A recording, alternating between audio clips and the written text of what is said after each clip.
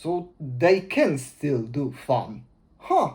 After a complete depression and lack of hope, leading to basically a non-review list of complaints I had after watching season 2 of this show, I was excited for season 3 as much as I absolutely didn't want to watch it.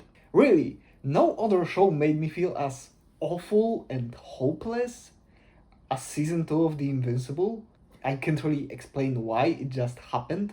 But I was also really curious if they managed to clean up the absolute mess that season 2 left in its wake. Because as much as I felt awful because of season 2, it was also really messy, discombobulated, and just left so many different things in such a weird spot. They kinda piqued my curiosity of how will they clean this entire mess up. So now with an actually worse mental state, but not because of this show, I'm happy to say that season 3 of this show was a lot better. Not as good as season 1, but we are back on the good track. Let me explain. The main reason why season 3 felt so much better in my eyes is because it mostly went back to basics from season 1. Season 2 they tried to make the show feel a lot bigger, tackle a lot more storylines and focus on a lot more things, which they not only did a pretty bad job at, it felt at moments like we are forgetting what is in the heart of the show. The Graysons. Season 3 goes back more to the way the creators were telling the story in season 1, which is to focus on Mark and his family. The story feels a lot more streamlined and focused because we are not constantly jumping from a character to character, from a storyline to storyline. Like in season 2, we are almost always either with Mark, Oliver, Debbie, and the newest addition to the family, Eve. With the side characters, while having their time to shine, they don't take away too much time and too much focus from Mark's family. It not only brought back the sense of direction, but it felt like there again is a center of the show. Instead of the messy all over the place storytelling of season 2, this season also feels a lot more grounded and personal because we spent a lot more time with the reactions to everything happening in Mark's and the Graysons' lives, which I honestly prefer a lot more than this great, grandiose, trying to make this the biggest show of all time type of thing. The grander and the more impactful moments of this season didn't feel just like a pure shock value, like they sometimes, maybe even a lot of the times, felt in season 2, but like they add something not only to this story but to Mark's character and all of the characters around him, like it did in season 1. But while the good times flow again, the overall atmosphere of the show is back to being a lot more positive with this looming atmosphere of danger. I still had a small problem with this show in general, which was after season 2, I was completely unable to trust this show ever again. Like I saw the good times and good vibes happening this season, all the smiles and love, and the only thing I could think about was, how are you going to ruin this?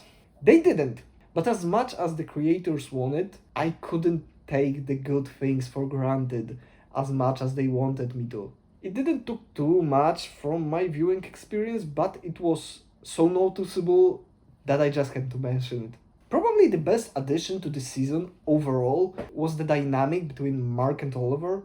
They did the classic growing up off screen thing with Oliver, and he's now in what humans would call early teens. And now Mark has to teach Oliver how to use his powers, how to do superhero, and what they did with that is an absolute gem of a storyline. They built on what was basically the same story in season 1, with Mark learning about his powers from Nolan, but what they did is they built on that fact. Mark trying to figure out what he should take from his father's teachings, what should he do differently, and how should he apply them to Oliver, because what's probably the biggest difference, obviously, is both the fact that Mark very much isn't like Nolan, and Oliver isn't really like young Mark. So the dynamics are completely different, but also the fact that Omni-Man is still very much present in most of their interactions. Not in person, obviously, but in spirit. Mark not only doesn't want to be like his father, he also doesn't want Oliver to become like Nolan. And you know, Oliver loves his father and he doesn't understand why people of Earth hate his father. He didn't see what happened, he heard what happened, obviously, but Oliver is just a kid. He doesn't understand the consequences of one's actions, especially a kid with such an OP skill set who is from a completely different planet. And Mark has to teach him that. But Mark doesn't really know what he is doing. He doesn't even have his own stuff figured out yet. And now he's supposed to teach this young kid the right way to do this when he doesn't even fully know what the fuck is the right way to do this. It's very much the best of season 3. I love this storyline so much. It's absolutely amazing. There's one part that sucks though. That is a consequence of the storyline, but that's spoilers. Spoilers for later, by the way. To tackle this real quick, while we are kinda on the topic, the Graysons are the greatest. The family dynamics now with a more grown Oliver and the addition of Eve into the fold are just fantastic. The chemistry between all of these characters is off the charts. Debbie is still the GOAT. Oliver is amazing. Eve, while she lost a bit as a individual character, in my opinion, she fits perfectly within the family. The scenes where the Graysons are just chilling, eating breakfast, talking, doing nothing are absolutely the best part of the show by a mile. I loved them so much. Another thing that I felt was a huge upside of this season was the animation that I felt was better than ever. The show always looked really good, but I don't know why. I felt like season 3 looked absolutely exceptional, even for this show high standards. I don't know if the budget increase is already in the play, or is it coming from season 4 forward, but this show never looked more grand and epic than in season 3.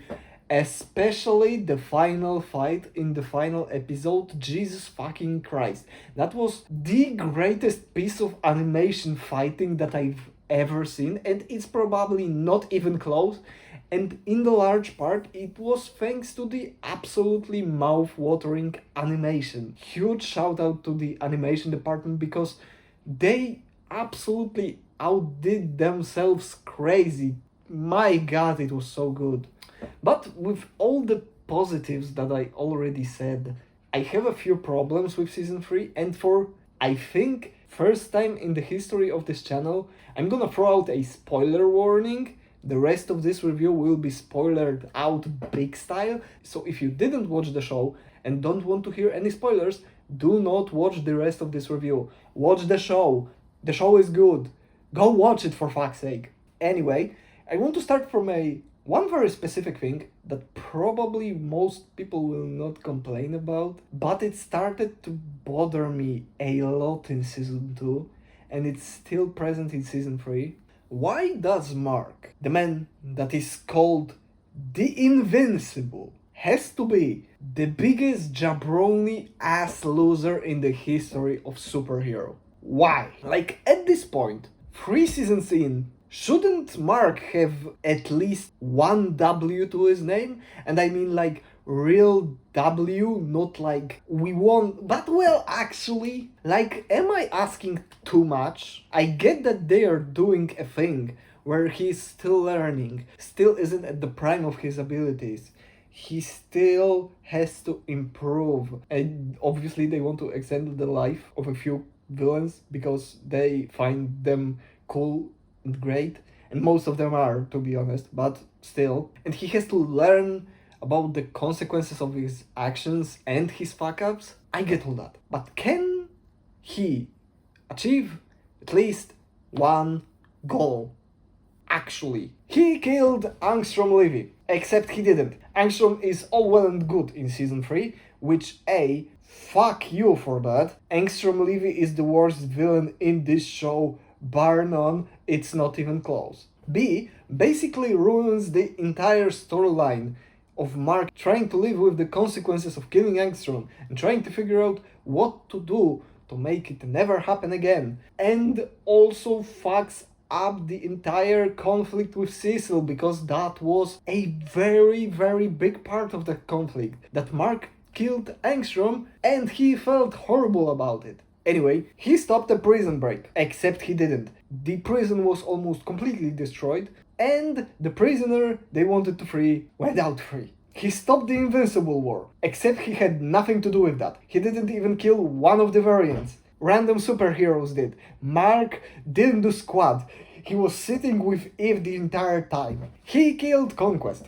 No, he fucking didn't. Conquest is very much alive, and you know that motherfucker will come back with a mission of fucking shit up more than he ever did. Which I'm honestly excited about, because Conquest was awesome, but still, the point stands. Even in the first goddamn episode, if not for Darkwing, they would all be dead. In episode 1 of the season, Mark would have been dead if not for some random guy. And yes, I know he's an actual superhero with real powers, but in a sea of random superheroes, he is just a guy. Let's all be completely frank. How the fuck can the most powerful person on Earth, the Superman of this universe, whose name is literally Invincible, have a lower win rate than the Doom Patrol by season 3? You know, the team that was literally the team of complete losers by season 3 saved the Earth more times than the Invincible. Just think about it. Isn't that crazy? Like, is it just me, or is that completely insane? I don't know. Like, I get what they are trying to do and what story they are trying to tell, but it's beyond overkill at this point. We finished season 3. Get a grip. Another thing I wanted to talk about is, well, I feel like I'm going to be lynched for this take, but like, episode 7 sucks, right? Okay, in isolation, it goes kinda hard. Gotta be honest. But like, in the grand scheme of the show, it completely falls apart in my opinion. First of all, it felt rushed to Kingdom Come. Like, it was written as an event for like at least 3 or 4 episodes, but was condensed into one, and not even a full episode, and it didn't even have enough time to breathe for the viewer to take all of this complete distraction in, all of the consequences of what's happening. Most of the variants were killed off screen. Mark basically didn't do diddly squat about any of that. He had one fight and then he was in hospital for the rest of the entire thing. We saw only a very small part of the complete destruction that was caused, and all of that took away a lot of the punch of what this was supposed to be. Second of all, it felt super meaningless, or at least it felt treated super meaningless because of not only the placement of it, but also showing the consequences. Like, let me give you an honest to God question. Did you remember about the Invincible War by the time Conquest arrived? Or through the entirety of the fight with Conquest? Did it even for a second appear in your mind, Ayo, Invincible War, everything is destroyed, what the fuck just happened? Which, let me remind you, Conquest arrives in the final scene of episode 7. Even if we don't count that, immediately drop of a dime from the start of episode 8. Because I sure didn't, neither did I remember by the end of episode 8. All I was thinking about was Conquest and how much damage, destruction and death he caused. Also, they did a horrid job with making the viewer feel the consequences of all of it. Like, we saw like 2.5 cities destroyed, which Mark was trying to fix. They forgot about Rex's death until his funeral. He dies like in the middle of episode 7 and he gets one mention until the end of episode 8, which is crazy disrespectful because Rex was probably the second best character of this season behind Mark. His and Ray's storyline was fantastic, and they forgot about him for absolute ages. I don't know, This felt a lot less impactful than I think it was supposed to be, because of a series of pretty bad small decisions that all led to it feeling like it was playing the second fiddle to Conquest. But overall, this was a good season. Great character work, really good addition to the storylines. The season felt more focused, well structured, and finally fun once again. It had a few stumbles here and there, but it also had the greatest fight in history of animated anything, maybe even just in general. Seriously, even if you don't want to watch this show, watch the fucking fight. That literally starts episode 8 of season 3. It's an all-timer. I would probably give this season like an 8, but hey, if you disagree with me, maybe you think this season was better than I gave it credit for, maybe it was worse. Maybe you agree with me. Maybe you disagree with me. But if you want to have just in general a discussion, I would be more than happy to discuss this season and this show in general in the comments. What's next on the schedule? Oh, right there, Devil. Well, anyway.